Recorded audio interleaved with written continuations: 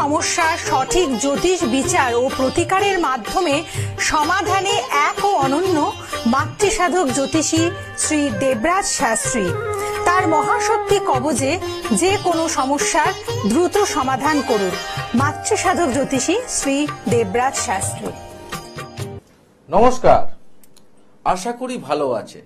এই শ্রাবণ মাসে শিবের একটা পুরো মাসটাই শিবের মাস চলে। আর এই শিবের মাসে আমার মহাশক্তি কবচ অনেকটা পাওয়ারফুল হয়ে দাঁড়ায়। তা যারা শ্রাবণ মাসকে মানেন বা মেনে চলেন বা মানেন প্রতিনিয়ত, তাদের উদ্দেশ্যে একটা কথাই বলবো। সামনে যে শ্রাবণ মাসের প্রথম সোমবার, এই সোমবার দিন কি করলে আপনাদের একটি মনের ইচ্ছা পূরণ হতে পারে। যারা মনে করছেন দীর্ঘদিন ধরে আমাদের জীবনের আমার আশা পূরণ হচ্ছে না, সবকিছুর মধ্যেই একটা সমস্যাদায়ক হয়ে দাঁড়াচ্ছে, কোনো কিছুই পাচ্ছেন না, তাদের উদ্দেশ্যে বলছি, সামনে আসছে যে শ্রাবণ মাস, সেই শ্রাবণ মাসের প্রথম সোমবার একটি মাত্র মনের ইচ্ছা জানিয়ে যদি দেবাদিদেব মহাদেবকে যদি অর্পণ করতে পারেন, যে জিনিসটি আমি বলবো সেটা অর্পণ করতে পারেন, আশা করি একটি বছরের মধ্যে আপনি আপনার মনের ইচ্ছা পূরণ করতে পারবেন। হ্যাঁ, একাধিক করবেন না, কিন্তু আপনি আপনারা ভেবে নিন কোন মনের ইচ্ছাটা আপনার এই মুহূর্তে প্রয়োজন বেশি, সেই প্রয়োজন অনুযায়ী সেই মনের ইচ্ছাটাকে করবে। কি করবেন?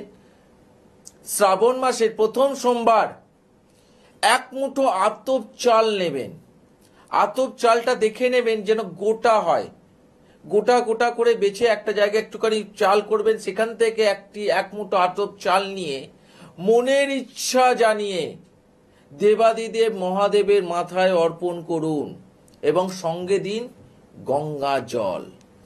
একটি বছরের মধ্যে আপনার মনের ইচ্ছা পূর্ণ হবেই হবে। মিলিয়ে নিন, বাবার আশীর্বাদ আপনার ভিতরে থাকবে। কিন্তু বারবার বলছি, একটি মনের ইচ্ছা নেই, আপনি এই প্রয়োগটা করবেন, একাধিক নয়। আর যারা মনে করছেন আমার সঙ্গে সরাসরি লাইভে কথা বলবেন, তাদের উদ্দেশ্যে এই যে ফোন নাম্বারটা দেখছেন, সেই ফোন নাম্বারে অবশ্যই ট্রাই করবেন। ট্রাই করে আমার সঙ্গে সরাসরি কথা বলতে পারবেন। কারণ এই শ্রাবণ মাসে আমার মহাশক্তি কবচ অনেকটা পাওয়ারফুল হয়। যাদের বিবাহের ক্ষেত্রে প্রবলেম, বিয়ে হচ্ছে না, বিয়ে হতে গিয়ে আটকে যাচ্ছে, নানা রকম সমস্যার সম্মুখীন হচ্ছে, তাদের ক্ষেত্রে আমি একটা কথাই বলতে পারি, পারলে এই শ্রাবণ মাসটাকে কাজে লাগান। যাদের বিবাহিত লাইফ ডিস্টারবেন্স, বাবার বিয়ের জায়গাটায় প্রবলেমে, স্বামী স্ত্রীর মধ্যে সুসম্পর্ক নেই, ডিভোর্সের পর্যায়ে পৌঁছাচ্ছে এমন কিছু সম্পর্ক, কোনোভাবেই সম্পর্কটাকে বাঁচাতে পারছেন না, যদি সম্পর্কটাকে বাঁচাতে চান তাহলে এই শ্রাবণ মাসটাকে কাজে লাগান। ব্যবসা পড়ে গেছে স্যার, ব্যবসায় কোনোভাবে উন্নতি করাতে পারছি না, দীর্ঘদিন চেষ্টা করে যাচ্ছি, কিন্তু কাস্টমারের সংখ্যা কোনো মতেই বাড়াতে পারছি না। যদি বাড়াতে চান তাহলে এই শ্রাবণ মাসটাকে কাজে লাগান। হ্যালো বলতে বলতে একটা ফোন এসে গেছে। হ্যালো, নমস্কার। হ্যাঁ নমস্কার, কোথা থেকে বলছেন? দুর্গাপুর থেকে বলছেন। কি নাম আপনার? মলয় হাজরা, দুর্গাপুর থেকে বলছেন। হাজরা, দুর্গাপুর।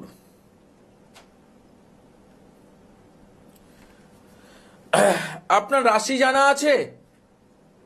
না, রাশি জানা নেই। আপনার বয়সটা এখন আনুমানিক কত চলছে? 31। আচ্ছা, আপনাকে যদি বলা হয় 1 থেকে 12-র মধ্যে একটি সংখ্যা, তাহলে এই মুহূর্তে আপনার কোন সংখ্যাটা মনে পড়ছে? 9। 3 1 4 9 10 11 12 13 14 15 16 17 18 19 9 1 10। আচ্ছা, আপনার ক্ষেত্রে এখন যেটা দেখা যাচ্ছে 31 তো আপনার বয়স হলো, কিন্তু আপনার মধ্যে নানা রকম সমস্যার সম্মুখীন, বিশেষ করে কাজের ক্ষেত্রে একটা প্রবলেম ইন্ডিকেশন করছে, কর্মের ক্ষেত্রে আমি এখানে পাচ্ছি। ইয়েস আর নো? হ্যাঁ, ইয়েস। ইয়েস। আচ্ছা, কাজের জায়গাটায় ছোটখাটো তো কাজ করছেন, এখন অবশ্যই করছেন, আমার এখানে দেখাচ্ছে যে কিছু কাজ করছেন আপনি, ঠিক না ভুল? হ্যাঁ, করছি। করছি, কিন্তু সেই কাজের ইমপ্রুভমেন্টটা আপনি পাচ্ছেন না।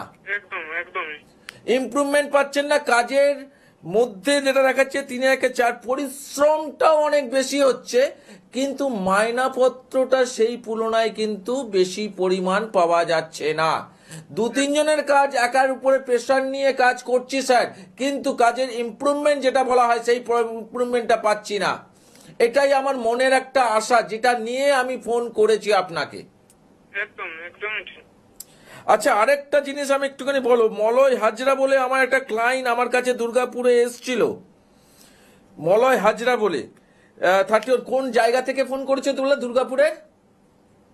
আমি দুর্গাপুর থেকে বলছি। দুর্গাপুর? হ্যাঁ। কেন, একটা বেনাচিতি থেকে আমার কাছে একজন এসেছিল, তার নাম মলয় হাজরা ছিল। তা তুমি কোথা থেকে ফোন করছো? আমি সেই মলয় হাজরা। কেন বলছি যে এই মলয় হাজরাকে আমি বলিনি প্রথমে, আমি জানি যে আপনি ছবি বলে দেবেন। কেন না, আমার দেখা যাচ্ছে 31 দুর্গাপুর বলছো, মলয় হাজরা বলে একজন ক্লায়েন্ট বেনাচিতি থেকে আমার কাছে এসেছিল, এবং আমি তার ক্ষেত্রে আমার মনে হয় তোমাকে একটা কোনো মহাশক্তি কবচ বা কিছু কবচ দিয়েছিলাম, আমার যেটা দৃঢ় বিশ্বাস বলে। তুমি কি সেই ব্যক্তি? হ্যাঁ, আমি নিইনি, আমি গিয়েছিলাম, কিন্তু আমার মামার ছেলেকে নিয়ে গেছিলাম। আমার মামা আচ্ছা, নিয়েছিল। কেন আমি একটা দিয়েছিলাম, কেন মলয় হাজরাটা আমার খুব চেনা চেনা লাগছে। হ্যাঁ, আমি গিয়েছিলাম। আচ্ছা, মামার ছেলেকে আমি আমি দিয়েছিলাম মামার ছেলেকে প্রতিকার। হ্যাঁ হ্যাঁ হ্যাঁ। আচ্ছা, মামার ছেলের ইমপ্রুভমেন্ট একটু বলো, আমি জানতে চাই। কেন হচ্ছে, আমি যে বারবার বলি যে আমার মহাশক্তি কবচের রেজাল্ট অপরিসীম, সেটা তোমার মুখ থেকে একটু আমি শুনতে চাই। হ্যাঁ, একদমই। আমার মামার ছেলে ওর বিজনেসের জন্য ও একটা ওর হার্ডওয়্যার বিজনেস আছে, এমনি দোকান আছে। তো খুবই ডিপ্রেশনে চলে গেছিল। যেটা হয়েছিল, হার্ডওয়ার্কস এর দোকানটা আস্তে আস্তে কাস্টমারের সংখ্যা কমে গেছিল, আমাকে বলেছিল উনি। একদম। এবং সেখান থেকে বলেছিল যে স্যার আমার দোকানটা এখন এমন পর্যায়ে চলে যাচ্ছে বন্ধ হওয়ার মুখে। বন্ধ হয়ে গেছিল। তারপর আমার এই মহাশক্তি কবচ পড়ার পরে বেশি দিন তো হয়নি, খুব বেশি হলে মনে হয় বছর খানেক হয়েছে। বছর খানেক মনে হয় আমি তোমার মামার ছেলেকে আমি এই প্রতিকারটা দিয়েছিলাম। বছর 2 মাস হবে। হ্যাঁ, তাহলে এই যে রেজাল্ট কি পরিমাণ পেয়েছে? মামার ছেলে তো আমার সঙ্গে দেখা করেনি। না, ও করেনি, কিন্তু তোমার মুখ থেকে আমি একটু জানতে চাই মামার ছেলের ব্যাপারটা, কারণ তুমি যেহেতু মামার ছেলের সঙ্গে তুমি এসেছিলে। ও খুব ভালো রেজাল্ট পেয়েছে। ও সেখানে যেটা হচ্ছে দোকানটা বন্ধ হয়ে গেছিল, ওটা আপাতত চলছে সেখানে খুবই ভালো। এবং সে আর একটা দোকান ও কলকাতায় করেছে। ইয়েস, যেখান থেকে দোকান বন্ধ হয়ে যাওয়ার মুখে, সেখান থেকে দোকানের ইমপ্রুভমেন্ট পাওয়ার পর সে আরেকটা দোকান কলকাতায় করেছে। যে বেনিফিটটা পেয়েছে, সেই বেনিফিটটা মহাশক্তি কবচ তাকে পেয়েছে, এটা আমি জোর গলায় বলতে পারি। এবং আমি কিন্তু একটা কথাও বলেছিলাম তখন, যে তার গলায় মনে হয় হাতে 2-1টা স্টোন বা পাথর ছিল, আর একটা হাতের মনে হয় কবচ ছিল। আমি বলেছিলাম এগুলো কোনোটাই তোমার কার্যকারিতা দেয়নি, তুমি খরচা করেছো কিন্তু কাজের জন্য সেই কাজটা তুমি পাওনি। সে বলেছিল স্যার আমি সেই বিশ্বাস নিয়ে আপনার কাছে এসেছিলাম, আমি বলেছিলাম যে এই জিনিসটা যদি ভক্তি সহকারে পড়তে পারো, খেলা তো মহাশক্তি কবচ তোমাকে দেখাবেই, আর দেখিয়েছে। কিন্তু সে এলো না কেন? তার এতটাই কাজের ব্যস্ততার মধ্যে দিয়ে আছে যে সে একবারও দেখা করতে পারলো না। এই জিনিসগুলি খারাপ লাগে, আর কিছু না। না স্যার, মোটেও না। সে এখন কলকাতায় আছে। আমি এখন বলছি দুর্গাপুর থেকে, বেনাচিতি থেকে। আচ্ছা, তা কলকাতা তো আমার চেম্বার আছে, পারলে একবার দেখা করতে বলো। কেন এইসব মানুষগুলোকে তো আমরা চাই। কেন কাজ হওয়ার পরে যদি কোনো মানুষ ফিডব্যাক না দেয়, তাহলে আদার্স কোনো মানুষজন তারা জানবে কি করে কতটা কি কার্যকারিতা পাচ্ছে? না স্যার, সে দেখা করবে। সে আমি আবার আপনার কাছে যাব দুর্গাপুর চেম্বার। আর তুমি তো জানো, আর সামনে আসছে এই শ্রাবণ মাস, দেখো তোমার যে ইমপ্রুভমেন্টটা তুমি চাইছো, সেই সেও যাবে বলে। হ্যাঁ অবশ্যই, কিন্তু তুমি যেহেতু আমাকে ফোন করেছো, আমার দায়িত্ব তোমাকে এখন ইমপ্রুভমেন্ট দেখানো। তা সেই জায়গা থেকে আমি তোমাকে একটা কথাই বলবো যে এই যে প্রবলেমটা তোমার আসছে, এটা কোনো ভাইব্রেশনের জায়গা থেকে আসছে যে তোমার মধ্যে একটু বৃহস্পতির প্রভাবটা একটু কম পাচ্ছি। যে প্রতিষ্ঠা তুমি তোমার জীবনে পাওয়ার দরকার, সেই প্রতিষ্ঠা পাওয়ার ক্ষেত্রে একটা বাধা প্রাপ্ত হচ্ছ। এই জায়গাটাকে যদি ইমপ্রুভমেন্ট করতে চাও, এই শ্রাবণ মাসে পারলে এই জায়গাটাকে কাজ করাও। কেন এই শ্রাবণ মাসে আমার মহাশক্তি কবচ অনেকটাই পাওয়ারফুল থাকে। কেন তুমি তোমার মামার ছেলেকে নিয়ে এসেছিলে, সেই বিশ্বাস জাগিয়েছে, শ্রাবণ মাস সেই জায়গা থেকে কভার আপ করেছে এবং সেখান থেকে একাধিক যে দোকানে পরিণত হয়েছে, যে ব্যবসাটা বসে যাওয়ার মুখে ছিল। তা তোমার ক্ষেত্রে আমি একটা কথাই বলবো, পারলে এই শ্রাবণ মাসে এসে তোমার কিছু প্রতিকার প্রতিবিধান করাও। আশা করি তোমার যে প্রশ্নটা ছিল সেটাও তুমি তোমার জায়গা থেকে আমাকে জানাবে যে হ্যাঁ স্যার, এখন আমি মহাশক্তি কবচ পড়ে আমার মামার ছেলের মতো আমিও বেনিফিট অনেকটা বেশি পেয়েছি। ঠিক আছে? হ্যাঁ একদম ঠিক আছে, ঠিক আছে। তা এই জায়গাগুলোকে আগে মানুষকে বুঝতে হবে। হ্যাঁ, অনেকেই মানুষ কাজ পাওয়ার পরে ফিডব্যাকটা দেয় না, এটা আমার খুব খারাপ লাগে। কেন মানুষ কাজের বেলায় কাজই, কাজ ফলে পাজি, এই জিনিসটা তো হওয়া উচিত নয়। কেন একটা মানুষের জন্য আজকে সে জানালো তার মামার ছেলের কথা, কিন্তু মামার ছেলেকে আসা উচিত ছিল। সে আসবে, সে বলেছে যে পরে এক সময় আসবে, সে দুজনে মিলেই আসবে, কিন্তু সেই জিনিসটা তো আগে প্রয়োজন ছিল।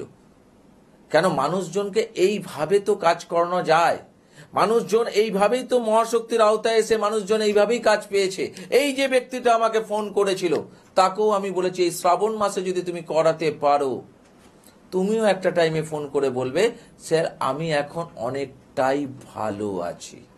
তা যারা এ ধরনের সমস্যা নিয়ে চলছো, যারা এ ধরনের প্রবলেম নিয়ে চলছো, নিজের ডেভেলপমেন্টটা নিজে করতে পারছো না, কর্ম করছো কিন্তু সেই ডেভেলপমেন্টটা পারছো না, যদি তোমরা তোমাদের মতো জায়গা থেকে আমার দেওয়া যে বংশ পরম্পরায় মহাশক্তি কবচকে যদি বিশ্বাস সহকারে যদি ধারণ করতে পারো, দেখো না তুমিও না কোনো সময় লাইভে ফোনে মাধ্যমে তুমি আমাকে জানাবে স্যার আমি এখন অনেক ভালো আছি স্যার। এটাই তো কার্যকারিতা হওয়ার দরকার প্রতিটা মানুষের ক্ষেত্রে। কে বলে কাজ হয় না? সঠিক কাজ করলে, সঠিক উপায়ে কাজ করলে কার্যকারিতা পাওয়া যায়। যারা মহাশক্তি কবচকে বিশ্বাস ভক্তি নিয়ে, যারা সমস্যা নিয়ে তারা পড়েছেন, তারা প্রত্যেকটা মানুষ সফলতা পেয়েছে। এই কিছুক্ষণ আগে যে ফোন নাম্বারে আপনি ফোন করতে দেখলেন, সেই মামার ছেলে যেইভাবে সফলতা পেয়েছে, আজকে যিনি ফোন করেছিলেন তিনিও যে সফলতাটা পাবেন সেটা আমি দৃঢ় বিশ্বাস। কেন হতেই হবে। সমস্যার সমাধান একমাত্র এই বংশ পরম্পরা রিলেটেড মহাশক্তি কবচ দীর্ঘদিন ধরে মানুষকে সমাধানের রাস্তা দেখিয়ে এসছে। তাই তো আমি বারবার করে বলি, সব কবচ বারবার, দেবরাজ শাস্ত্রীর বংশ পরম্পরার মহাশক্তি কবচ একবার। সমস্যা নিয়ে যদি পড়তে পারেন, সমস্যার কার্যকারিতাগুলো নিজেরাই বুঝতে পারবেন যে কিভাবে সফলতার জায়গায় এই মহাশক্তি কবচ আপনার নিয়ে যাচ্ছে। আর যারা এই ধরনের সমস্যা নিয়ে এসছেন, যাদের শত্রুতা অনেক বেড়ে গেছে, শত্রুর থেকে নিজেকে বাঁচতে চাইছেন, তাদের জন্য এই শ্রাবণ মাস। ব্যবসা বসে যাচ্ছে তাদের জন্য এই শ্রাবণ মাস। যাদের বিয়ে হচ্ছে না তাদের জন্য এই শ্রাবণ মাস। আর বিবাহিত লাইফের ডিস্টারবেন্সের জন্য শ্রাবণ মাস। আর সময়ের ঘড়ি বলছে আর তো সময় নেই, আবার আসতে হবে ঠিক একই সময় একই টাইমে। আজকের মতো বিদায়, নমস্কার।